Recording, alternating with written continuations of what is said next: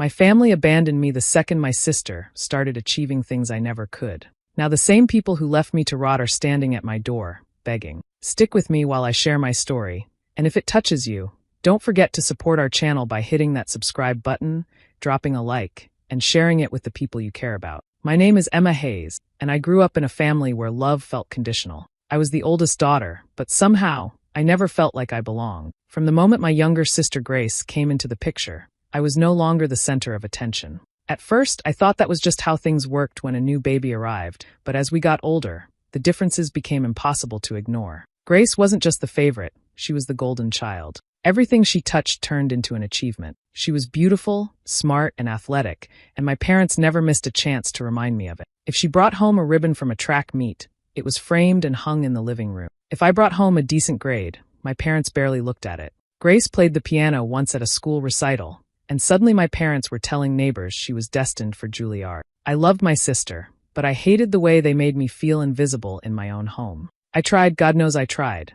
I studied harder, I joined clubs, I even played sports for a while. But no matter what I did, it was never good enough. My mother would say things like, "Well, Grace already does that better," or my father would shake his head and mutter, "You just don't have the same spark." Imagine being a teenager and hearing over and over that you were somehow less, that you were the disappointment in a family obsessed with perfection. The favoritism turned into cruelty as the years went on. Grace would get new clothes, while I wore hand-me-down. She had private tutors, while I was told to just figure it out. They bragged about her non-stop, while I was often left out of family photos. It wasn't just neglect, it was rejection, plain and simple. The breaking point came when Grace got accepted into a prestigious college on a full scholarship. You'd think that would be a moment of celebration for the whole family, but instead, it was the day they decided I no longer mattered at all. My parents sat me down, and I'll never forget the words my mother said.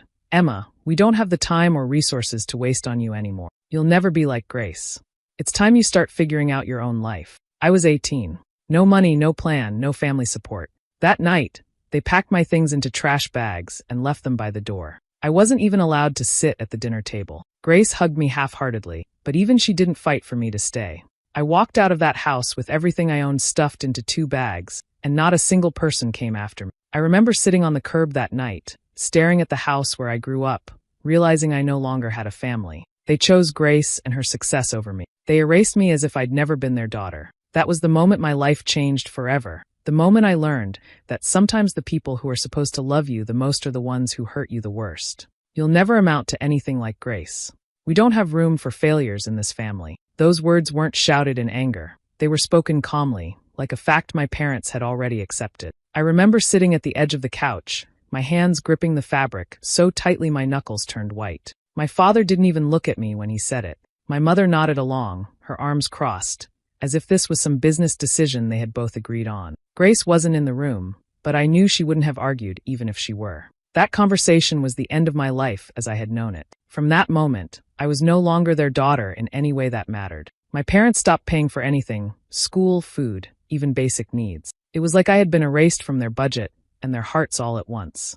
I asked what I was supposed to do, and my mother's answer was cold. "Figure it out, Emma. You're an adult now. We can't carry you forever." The truth was, they had never carried me at all. But hearing it out loud, in that tone, burned. I walked upstairs to my room and found my belongings already boxed. They hadn't even waited for me to pack. My childhood was stacked in cardboard against the wall, as though they couldn't stand to look at it anymore. I tried to hold back tears, but the humiliation was so sharp it made my chest ache. That night, I dragged those boxes outside. The front porch light shone down on me like a spotlight, but no one came out to help. My father closed the door behind me without saying goodbye. It wasn't anger that hit me first, it was emptiness. I felt like the floor beneath me had disappeared, like I was falling into some bottomless pit where no one cared if I landed. The street was quiet, and I sat on the curb for what felt like hours. I stared at the bags and boxes that contained my whole life. I thought about the birthdays I had spent in that house, the nights I had stayed up studying just to get a smile that never came, the countless times I had hoped for even the smallest gesture of love. None of it mattered now. All I had left was silence. Loneliness crept in quickly. I had no savings, no backup plan, no place to go. I wanted to scream, to beg them to change their minds, but pride stopped me. They had made it clear. I was nothing compared to Grace, and they were done pretending otherwise. I walked away from that house with my throat tight and my heart breaking. Every step felt heavier than the last, but I kept moving because stopping would have meant collapsing right there on the sidewalk. I didn't know where I was going, but I knew I couldn't stay where I wasn't wanted. In that moment, I wasn't thinking about revenge. I wasn't thinking about proving them wrong or someday standing over them victorious. Survival was the only thing in my mind. A roof over my head, food in my stomach, a way to make it to the next day. That was all I had left to cling to. And as much as it hurt, I promised myself one thing. No matter how broken I felt, I would not give them the satisfaction of watching me fail completely.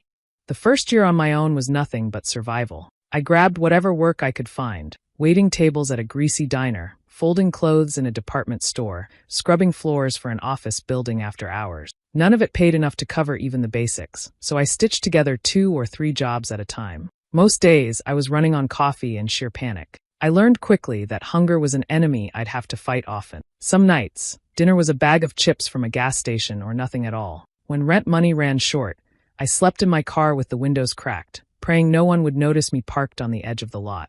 The cold seeped into my bones, and I'd lie awake listening to the sound of engines passing by, trying to convince myself I wasn't falling apart. The hardest part wasn't the exhaustion or the empty stomach, it was the voice in my head. My father's words repeated themselves over and over. You'll never amount to anything like Grace.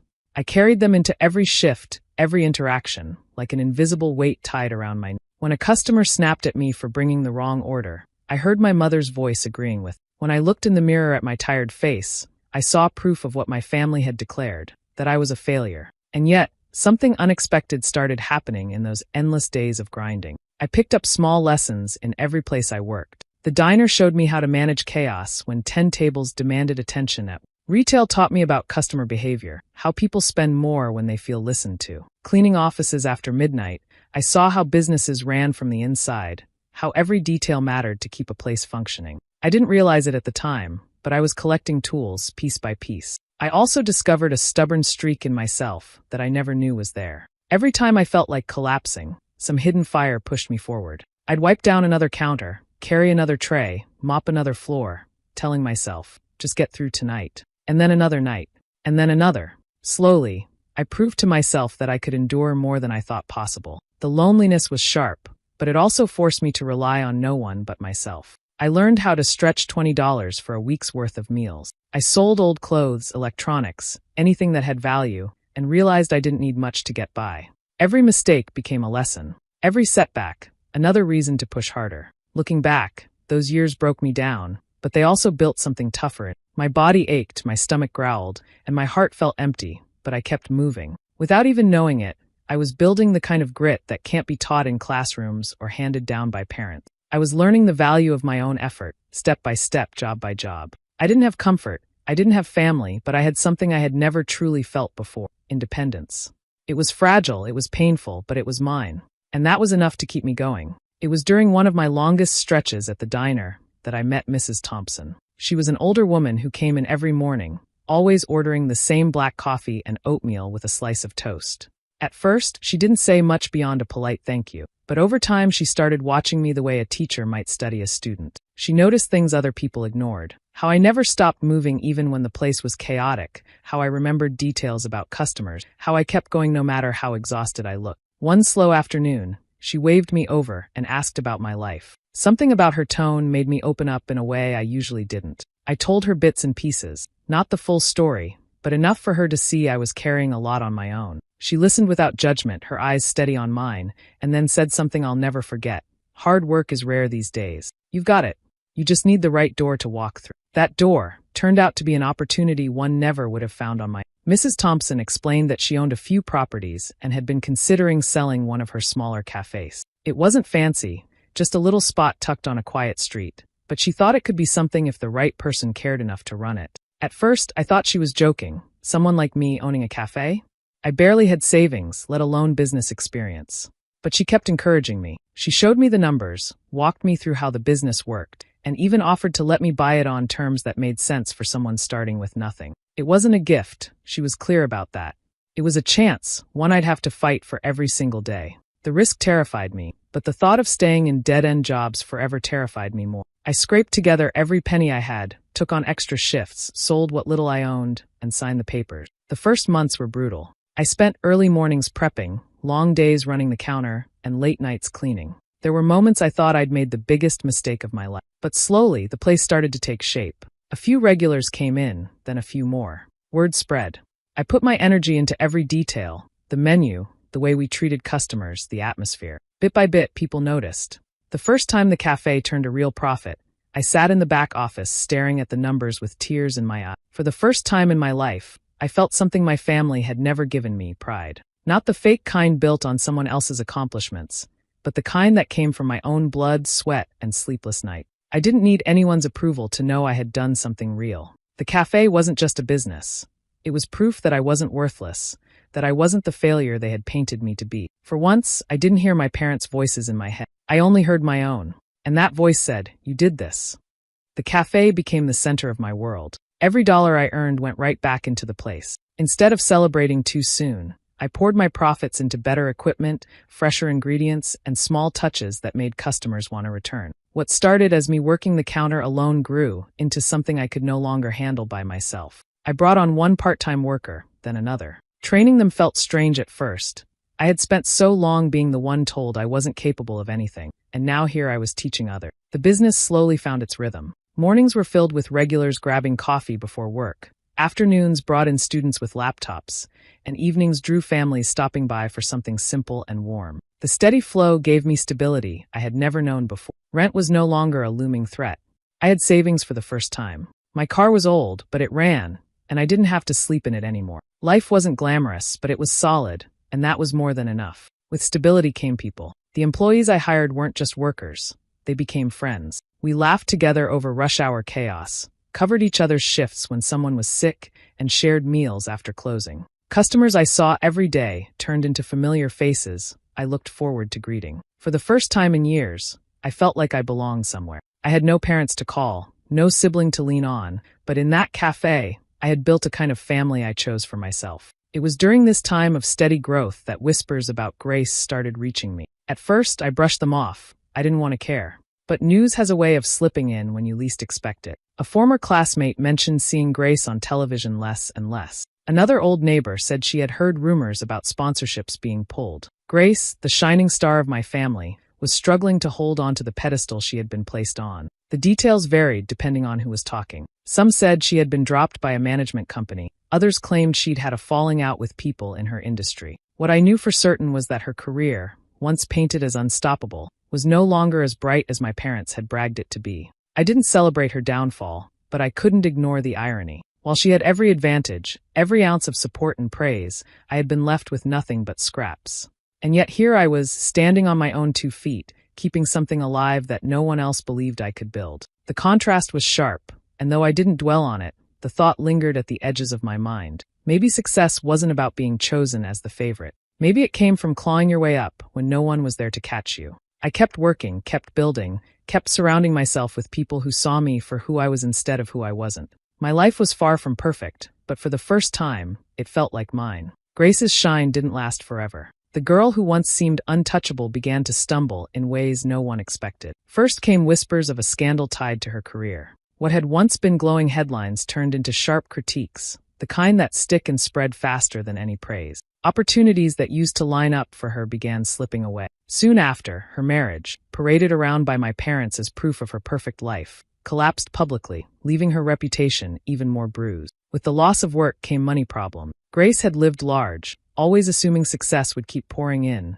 but without steady income, the lifestyle crumbled. My parents, who had poured everything into her path, started feeling the weight too. They had tied their identity, their pride, and their finances to her accomplishments, and now that she was falling, they were sinking right alongside her. I didn't hear this from them directly. They never reached out. Instead, word trickled through people who still lived near my old neighborhood. An aunt mentioned that my parents were behind on mortgage payments.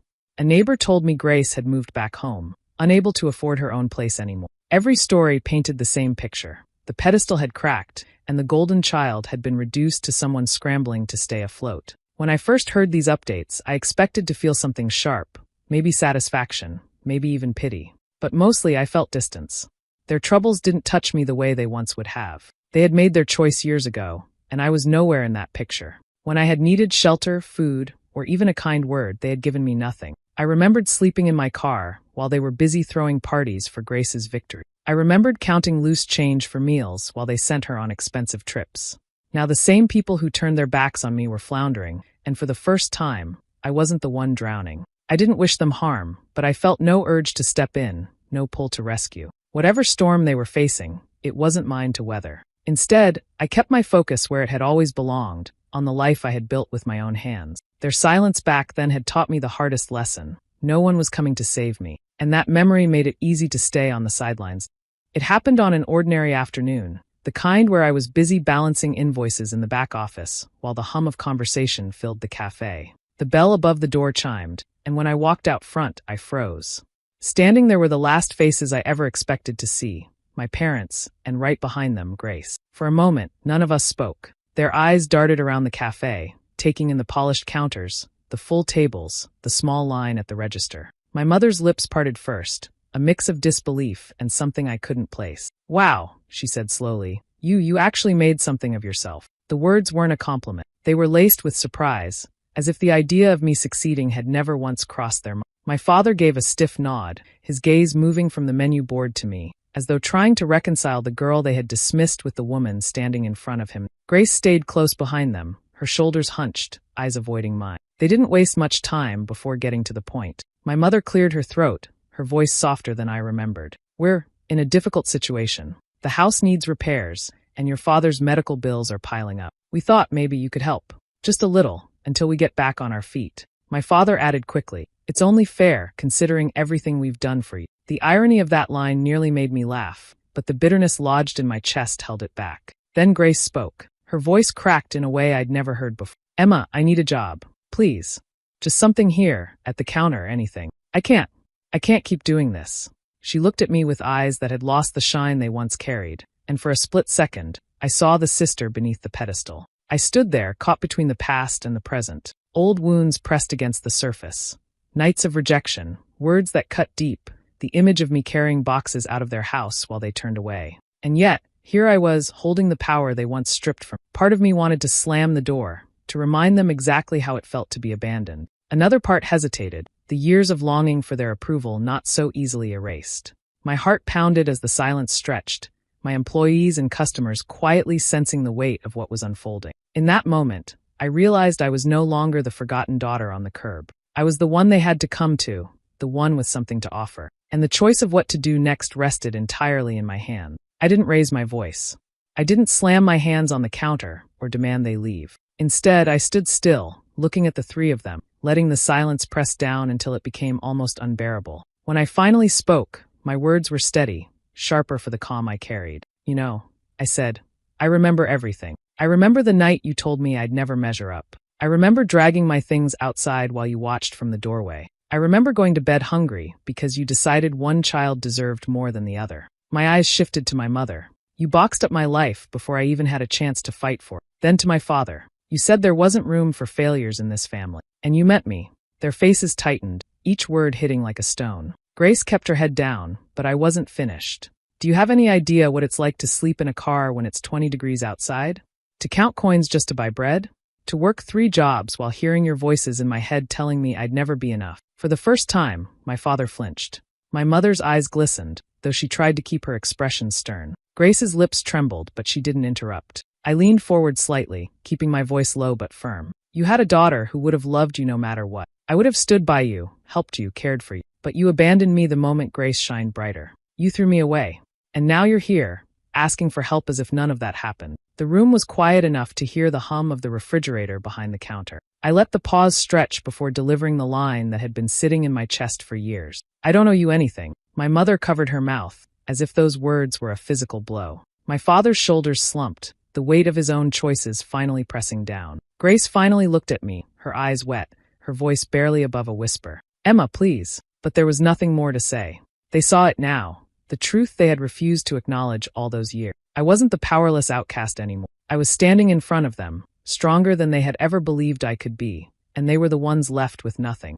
News of that day didn't stay inside the walls of my cafe. It traveled quickly, carried through cousins, neighbors, and anyone still tied to the family tree. Soon, I was hearing secondhand reactions from every corner. Some relatives muttered that I was cruel, that no matter what had happened in the past, blood should come first. Others, though, pulled me aside quietly, their voices low, and said they admired me for standing firm. They remembered how lopsided things had always been, how obvious the favoritism was, and they admitted they were glad someone finally said what needed saying. The split in opinion didn't bother me much.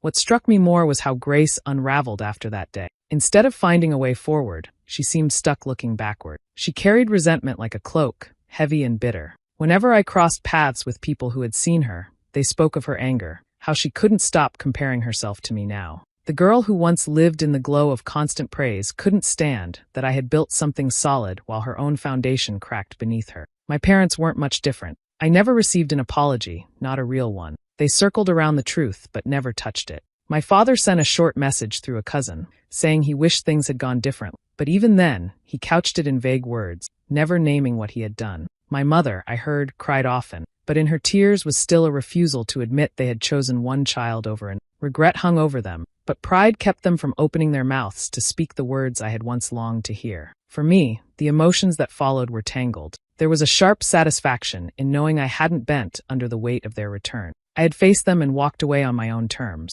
That part felt powerful, almost freeing. But under it sat something heavier, a sadness that no victory could erase. I couldn't change the years of hunger, the loneliness of being cast out, the ache of waiting for love that never came. Success didn't erase abandonment. It only put distance between me and the wound. At night, when the cafe lights dimmed and the world grew quiet, I would sometimes sit alone and let it all wash over me. I didn't regret what I'd said, but the emptiness of what could have been still lingered. My triumph had come, but it was bittersweet, threaded with the knowledge that the family I once wanted would never exist the way I had dreamed. Looking back, I see how every step led me here. The girl who once sat on a curb with nothing but boxes and a broken heart is gone. In her place stands someone who built a life piece by piece, not with anyone's permission, but with her own two hands. I have a roof that's mine, work that matters, and people around me who chose to stay. That cafe became more than a business. It became a home, filled with laughter, stories, and a kind of belonging I never thought I'd find.